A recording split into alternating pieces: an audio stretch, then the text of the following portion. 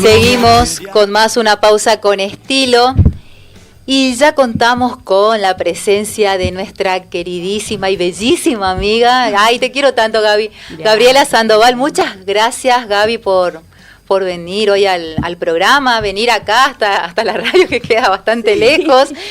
Siempre yo agradezco cuando vienen a la radio, porque es cierto, por ahí justo le queda a trasmano a unos cuantos, pero viste que la entrevista siempre es mejor así, sí, ¿no? Sí, sí. En presencia, que también hago entrevistas vía telefónica, pero más todavía con este tema, ¿viste? Este feedback que se da acá en presencia es lo mejor. Muchas gracias por venir. Yo la verdad, súper agradecida. Para mí es un placer estar con ustedes, los quiero un montón. Estuve en Buenos Aires antes, por eso no pude venir antes. Pero bueno, ya estamos acá a pesar de la lluvia que me agarró en todo el camino, pero estamos acá, eso es lo importante. Yo terminaba de decir que no hay más pronóstico de tormenta y decía que estaba lloviendo. Está lloviendo, sí. Acá en la radio no se siente nada. Perdón mi tos, chicos. El Servicio Meteorológico Nacional nos miente, vilmente, y yo como esas tontas caigo en su mentira. Bueno, Gaby, ¿anduviste por Buenos Aires? Sí, mira, tiene que ver con el tema que nos compete. Justo estaba hablando recién con la gente del Globo Rojo, que, bueno, agradezco un montón que terminaron de vender. Yo escribo libros también sobre sexualidad, afectividad y vínculos en adolescentes y jóvenes, y fui a Buenos Aires para entrevistarme con diferentes editoriales para poder sacar la segunda parte del libro, que habla justamente de muchas de las cosas que estamos hablando nosotros. La idea es sacarlo lo antes posible con Anita, que me acompaña en todo lo que es gráfica. Así que estuve viendo editoriales y también entrevistándome con personas que trabajan con adolescentes en la actualidad. Entonces me vino como súper bien para traerme fresquita acá a la radio hoy. Buenísimo. Sí, bueno, le comento a la gente. Yo hace unos días había hablado con ella, ya no podía venir porque, como contó, estaba en Buenos Aires. La idea era poder hablar un poco, ¿no?, de estas reflexiones que surgen, estas temáticas, estas preocupaciones que surgen a través, no es que surgen acá, sino que se potencian a través de esta miniserie que se está pasando en la plataforma de Netflix, que se llama Adolescencia. 4 capítulos, pero son intensos y golpean fuerte a nosotros como padres, como docentes, como autoridades, como todo, ¿sí? Y ni qué hablar también, ¿no?, a ellos. A los que están pasando eso. A los que están pasando eso, así que... Y se ven muchísimas cosas. Yo, por ejemplo, antes que vos entres, estaba hablando, ¿no?, este tema de que por ahí uno... Con el tema de la pandemia, que estuvimos tanto tiempo encerrados, que era necesario, o sea, no estoy criticando el tema que estuvimos encerrados, pero sí, quizás por ahí dejaron ciertas secuelas también, además de que es una edad difícil. Bueno, vos después nos vas a explicar el tema de la adolescencia, qué es lo que se vive, pero por ahí también esto de la pandemia pudo haber repercutido de alguna manera en la salud mental de ellos.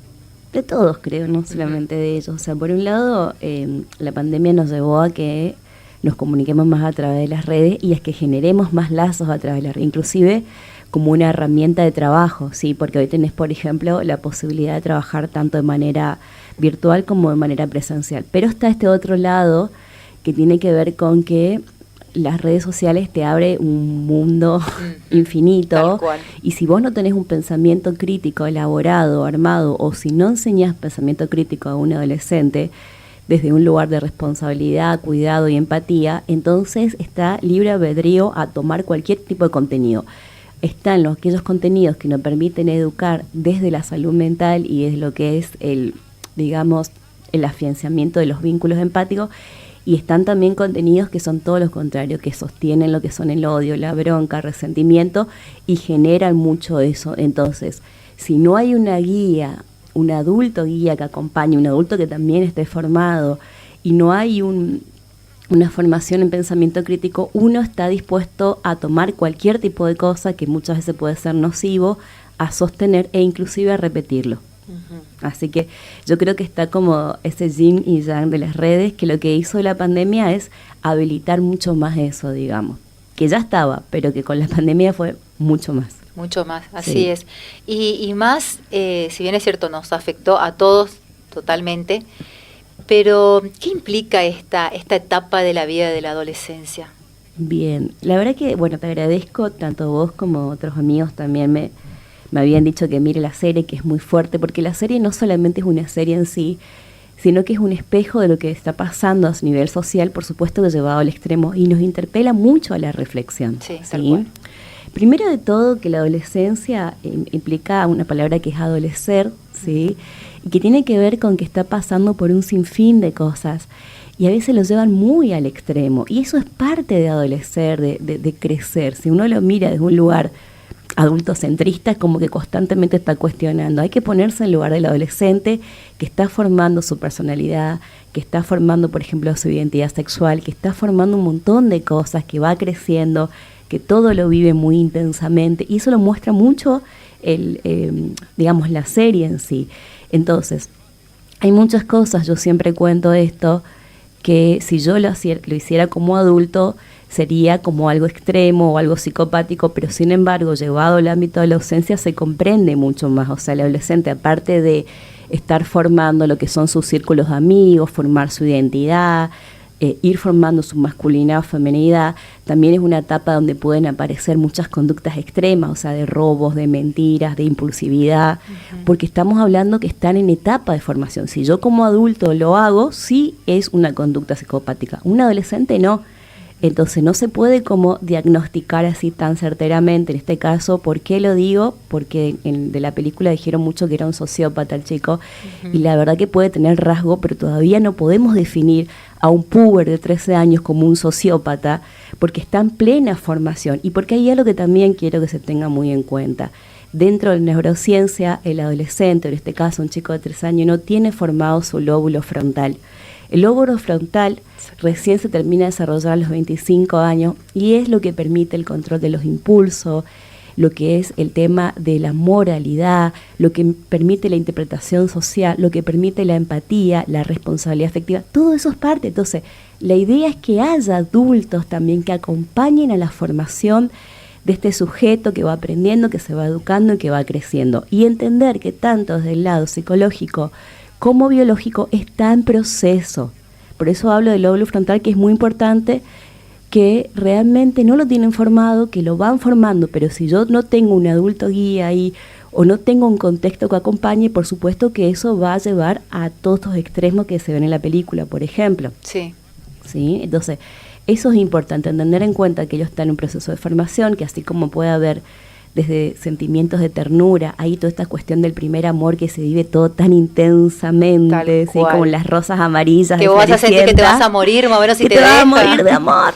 Pero también puede haber estas conductas extremas que fuera de la adolescencia son tomadas como psicopáticas, pero dentro de la adolescencia son tomadas como conductas propias del adolescente.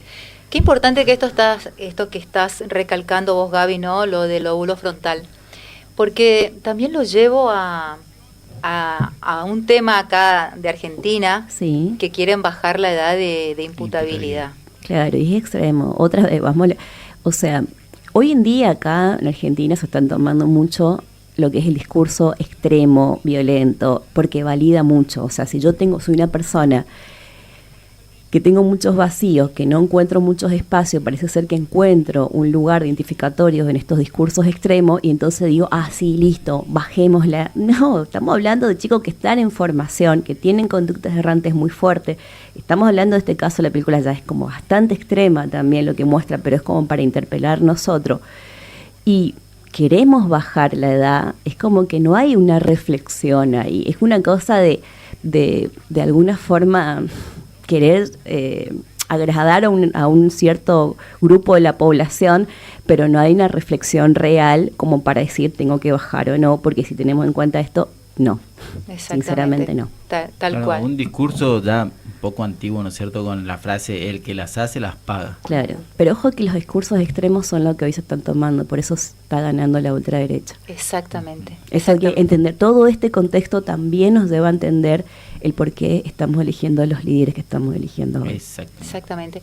Y inclusive en la miniserie misma, no busca, la historia no ronda alrededor de saber si él mató, porque, bueno, no quiero spoilear mucho la película, pero Pero está al principio ya, el primer capítulo. Exactamente, que él mata, claro, porque desde el vamos se deja claro que es un niño, un adolescente de 13 años que mata a su compañera. Pero la historia no gira como generalmente las historias a ver si fue él o no fue él. No, fue él. Pero la historia gira en función de por qué. ¿Por qué? Claro, eso está bueno. No es una, digamos, una cosa de suspenso. De hecho, está todo al principio, pero lleva, lo que buscan, sí, es a reflexionar el por qué.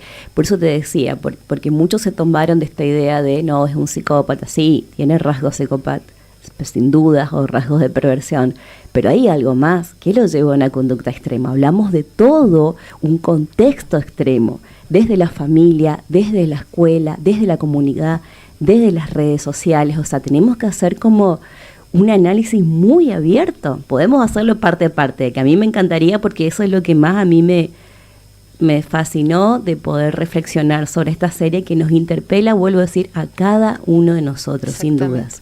Exactamente. Y yendo desde lo más puntual a lo más general, por ejemplo, ahí pone de manifiesto la relación de este chico con su papá. Con su papá. Por eso, hay algo que es importante. Aparece un padre muy extremo donde aparece una madre muy ausente. Exactamente. ¿Sí? O sea, porque pone este vínculo con un papá que es muy exigente, con discursos un tanto violentos, donde se para mucho en lo que se debe hacer, ¿sí? O ciertos mandatos muy fuertes. Que de hecho, lo que debe ser un hombre. Lo que debe ser un hombre. Un hombre, como dicen que los hombres no deben llorar. Bueno, aparece mucho esta cuestión del discurso machista que sigue siendo afianzado. Uno dice, no, ya estamos en época actual. No es así. Entonces aparece una mamá muy sumisa, aparece una mamá que aparece desde la ternura, pero no desde la comprensión ni de la contención, donde hace mucha ausencia, donde hace mucho silencio, donde inclusive cuando el papá, por ejemplo, tiene una intervención, dice, bueno, algo habrás hecho, por algo te está castigando de esta manera.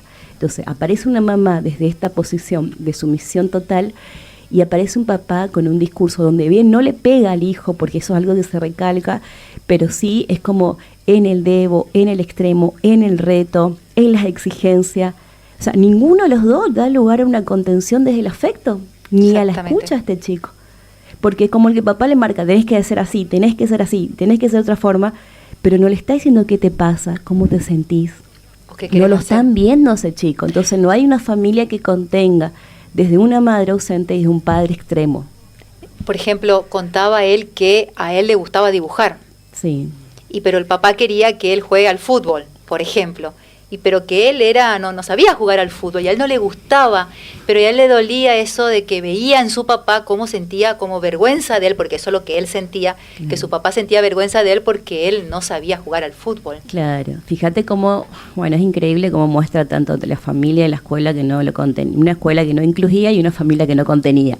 No inclusión, no contención. Entonces, ¿qué me queda? Un chico que busca el libre albedrío en las redes. Ahora, realmente pasa esto, un padre que no pueda ver a su hijo, que no puede escucharlo, que no puede aceptarlo, que está lleno de mandatos, tenés que ser así, tenés que jugar al fútbol, entonces no va a validar a ese hijo, y ese chico por supuesto que se vuelve vulnerable, no solamente ante el padre, ante cualquier figura paterna. Por eso cuando él tiene por ahí etapas de crisis, aparece la figura de un hombre por una ventana, él se queda quieto, ¿sí? Porque tipo esa figura paterna le da esa cuestión del orden, de la disciplina, y cómo tiene que ser un hombre que no valida lo que es el hombre en sí, lo que es él como hombre, porque una cosa es lo que yo tengo que ser como hombre, 2 puntos, tengo que ser fuerte, no tengo que llorar, tengo que jugar al fútbol, tengo que usar bandal, y otra cosa es lo que yo soy como hombre. Yo como hombre puedo tener sentimiento, puedo tener el corazón roto, necesito decir lo que siento, de llorar, puede encantarme el arte. Entonces este padre no lo escuchaba ni lo validaba, no hay una mirada de amor en esa familia. Por algo digo que no hay contención, hay presencias físicas más ausencias emocionales absolutas. Y eso aparece muchísimo en nuestra realidad. Sigue habiendo padres como desde un lugar de mandato, desde un lugar de disciplina, de te doy todo, pero si yo te doy comida, yo te doy... no te falta nada. No te falta nada, claro, pero y el afecto, y la mirada de ternura, y el amor, y la presencialidad, desde cobijar al otro, eso no hay. Desde el poder escuchar qué tiene mi hijo, ¿Y qué puedo desarrollar? Puede ser un artista, lo acompaño en esto. No quiero que seas como yo quiero que sea, porque estoy desde un lugar de ideal sin poder verte en realidad tu ser.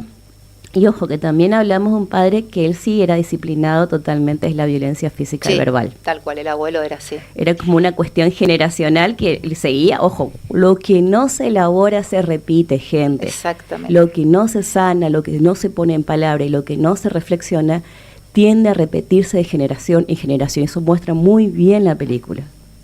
Así es. Robert, ¿querés una pregunta? Prácticamente, o sea, me queda ahí resonando, ¿no es cierto?, que son los mandatos que se vienen repitiendo de generación en generación. Y una parte donde me llamó la atención ahí, que es cuando le dice, ¿quién lo va a acompañar, la mamá o el papá? Claro. Y por una situación en la cual se tenía que desvestir el chico, la mamá le dice, anda vos. Claro. Aparte porque, vuelvo a decir, la mamá es un lugar de sumisión, de cómo tienen que ser las mujeres también dentro del rango social. Acá aparece muy bien lo que son los roles del padre y la madre, del hombre y la mujer, como esos roles impuestos socialmente. Por eso es que aparece esto. Y ojo, después, bueno, ahí entra lo que es el plano de la escuela y entra lo que es la contención que él encuentra en las redes. En las redes, Claro, porque al encontrarse sin contención en ningún lugar y sin una inclusión en el ámbito escolar, que me parecería bueno después volver a hablar sobre eso, encuentra en las redes, ahí él se encuentra validado y le dicen, sí, te entendemos, te escuchamos, pero en vez de permitirle como la palabra y la escucha, la elaboración y el acompañamiento, lo que hacen es refuerzan su dolor hasta que se convierte en odio. Es decir, encuentra grupos identificatorios que pasan lo mismo que él, que lo comprenden. Él está encontrando ahí un grupo identificatorio, ahí se siente escuchado y validado, pero lo refuerzan en lo que es la brutalidad o el odio. Pero esto es por culpa de las mujeres, tenés que odiar a las mujeres, entonces, refuerzan lo que es justamente la impulsividad en él. Ahí donde bien dijiste, ¿no? Las redes. Y por ahí, como pasaba también en la miniserie, ¿no? Que el papá decía, pero si él ni salía, él estaba todo el día en su pieza, con su computadora, y sí, estaba todo el día en las redes. Y hablaban, y estaba el papel fundamental del policía, que trataba de entender qué pasó y no veía el qué, y es el hijo del policía. Ese lenguaje oculto. Que sufría bullying en la escuela. Es el que le dice, no, fíjate los emojis, fíjate cómo reaccionaba a las publicaciones. Claro. Porque ahí es donde quiero entrar también, como hay como un código secreto, un lenguaje, una comunicación secreta que entienden ellos, porque hay como según qué emoji vos utilices, significa diferentes cosas. Claro, y ahí es donde empieza a hablar que el INSES habla del 80-20, y diferentes cuestiones que por ahí los adultos, al no tener tanta comunicación con ellos, al no involucrarnos tanto, no estamos sabiendo que ellos están manejando eso. ¿El corazoncito de qué color? Claro, el corazoncito lila, un color, eso. Sí, tal cual. Esta es como la otra parte, que es muy importante entenderla, de que muchas veces si yo tengo un puber adolescente en pleno proceso de formación, que no es contenido, que no es escuchado, que no es mirado, donde la escuela lo invisibiliza e inclusive no le da un apoyo ante situación de bullying que él está sufriendo, es decir, no hay una integración en la escuela. Una cosa es que la escuela imparta lo académico, pero también la escuela tiene que educar en afectividad, y eso es lo que muchas veces no se comprende todavía, por algo que siguen con cuestionamientos sobre la ESI, por ejemplo.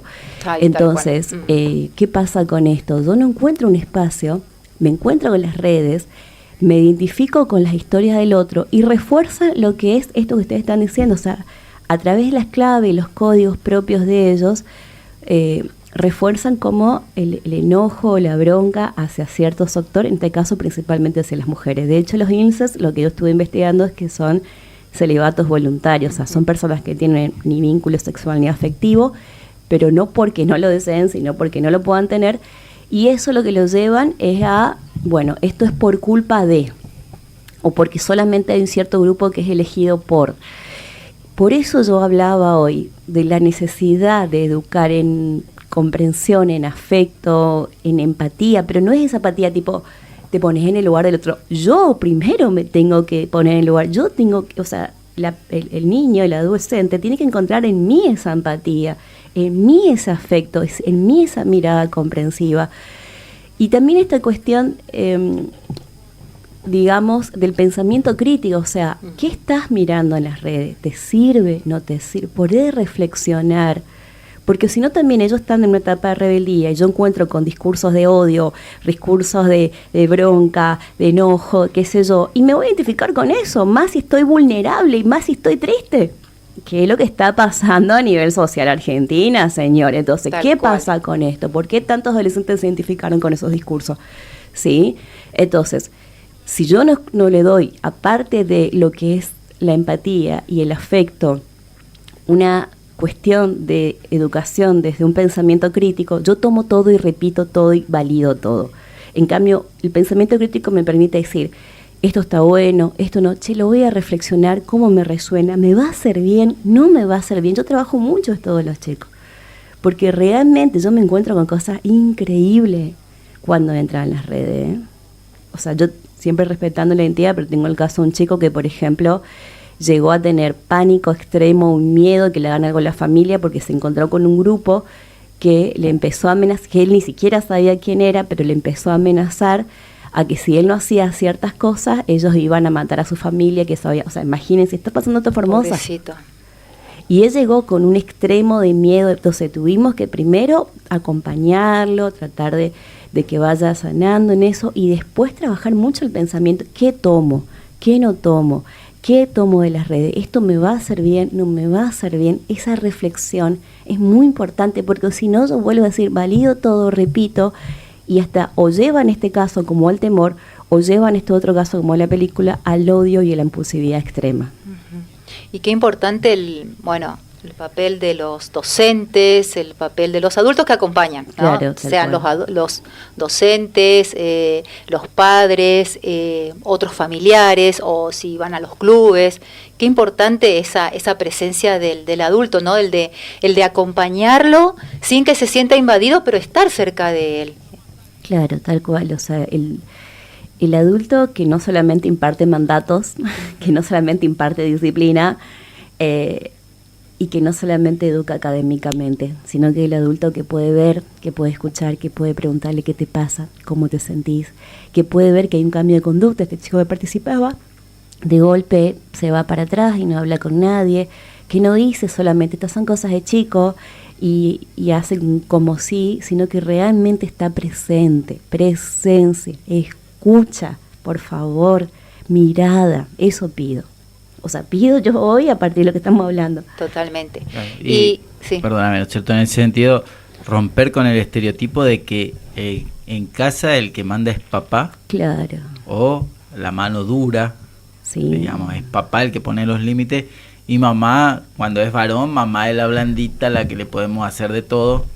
Y cuando es al revés, que es la nena, déjame, yo lo arreglo con papá, porque claro. Papá es el que decide, en ese sentido.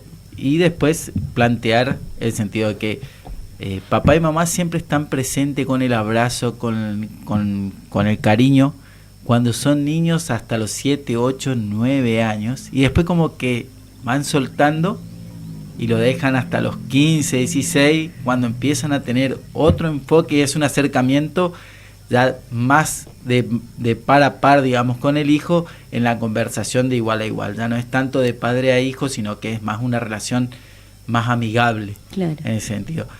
Pero toda esa etapa justamente de los 9 hasta los 15 es donde ellos, vos bien decía, va formando su carácter, y por ahí nosotros los padres hacemos un paso al costado muchas veces, en el cual es donde ellos más nos necesitan y nosotros lo entendemos al revés. Sí, porque pasa que también a muchos padres les cuesta lidiar con los hijos adolescentes, porque hablamos que es un momento donde hay una explosión total, donde adolescen, donde empiezan a vivir todo de manera extrema, donde empiezan a preguntar tal vez muchas cosas, si tiene un espacio para poder preguntar en el plano familiar, por ejemplo, y no todos los padres se sienten como en la posibilidad de acompañar a ese hijo, o no los pueden sostener, y menos cuando hay extremos, ¿sí? Es como que, no, bueno, listo, o te doy, no sé, tomá, te cargo tu mercado, qué sé yo, o bueno, listo, te acompaño acá, y como que hay una cosa de un como sí, ¿por qué? Porque me cuesta el sostenimiento, justamente una etapa muy compleja que necesita más que nunca el sostenimiento del otro, ¿sí? Esto para verlo de una de las hipótesis, pero sí es verdad, o sea, y es verdad también que a muchos papás les cuesta lidiar con esto, y al no poder lidiar muchas veces lo que hacen es toman distancia, siguen con su vida. Y qué importante, volviendo al ámbito de la educación, ¿no? Y que acá en Argentina nos está pasando, que se lo está queriendo sacar, que es la importancia de la ESI, de la educación sexual integral. Porque, bueno, uno, por ahí los que no conocen piensan, bueno, que se va a hablar de sexo, básicamente.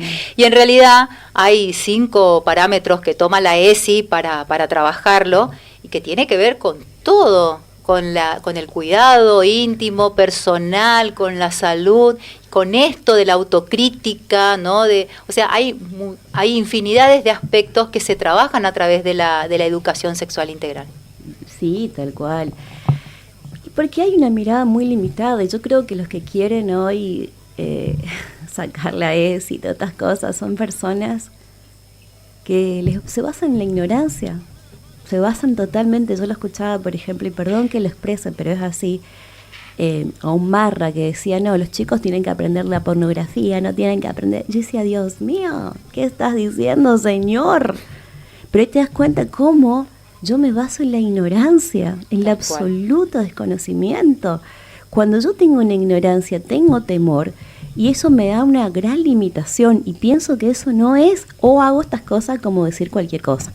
Entonces, la ESI, por sobre todas las cosas, se basa, aparte de los 5 que vos decías, pero hay 3 bases, que son amor propio, cuidado y límites. Sí. Entonces no te va a enseñar justamente solamente coito, te va a enseñar tantas cosas, al amor propio, al cuidarte, al conocer el cuerpo, al respeto a tu cuerpo, respeto al cuerpo del otro, los límites, el saber decir no a tiempo cuando alguien me quiere lastimar, el poder pedir ayuda ante situaciones de abuso o coerción.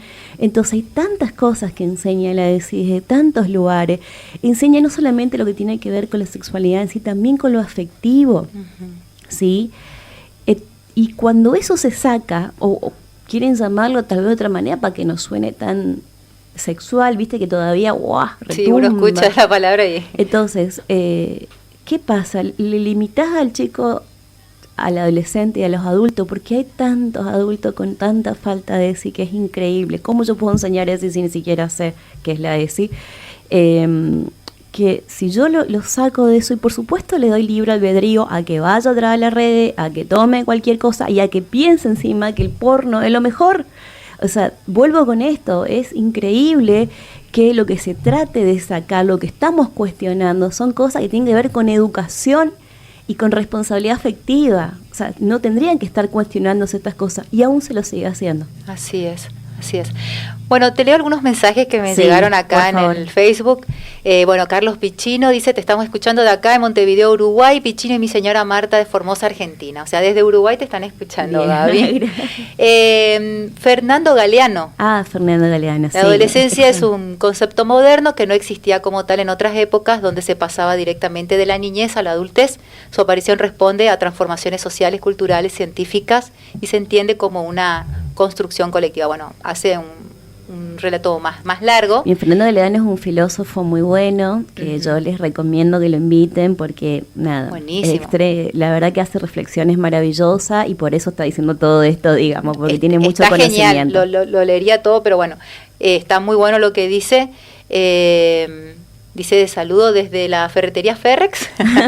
Seguí aquí por medio de ellos, que son oyentes suyos. Saludos a Gaby. Y Duba Castillo, están compartiendo con una gran profesional y mejor ser humano. Muchas gracias. Una gran amiga que después de esta charla me voy a tomar un cafecito con ella, así que muchas gracias.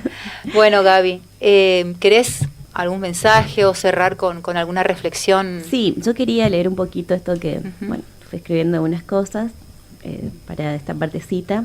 Voy a poner mis anteojitos. Sí. Bella, igual. Bien.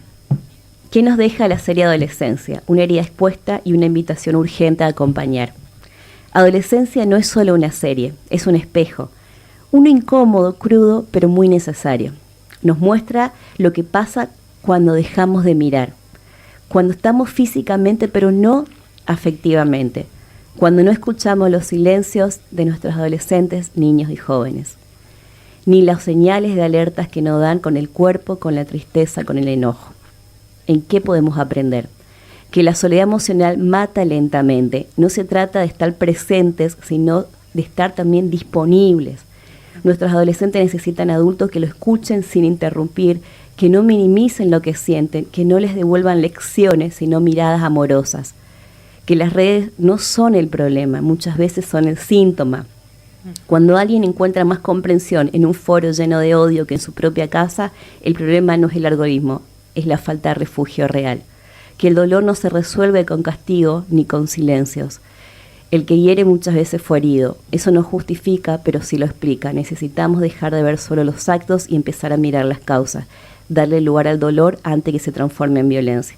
Y que la educación emocional no puede seguir siendo opcional. Empatía, responsabilidad afectiva, pensamiento crítico. No son temas extras, son la base. Y esto no enseñamos solamente con PowerPoint, sino con ejemplos, con el cuerpo y con la coherencia. Muchas gracias. Buenísimo, Gaby, muy, muy lindo.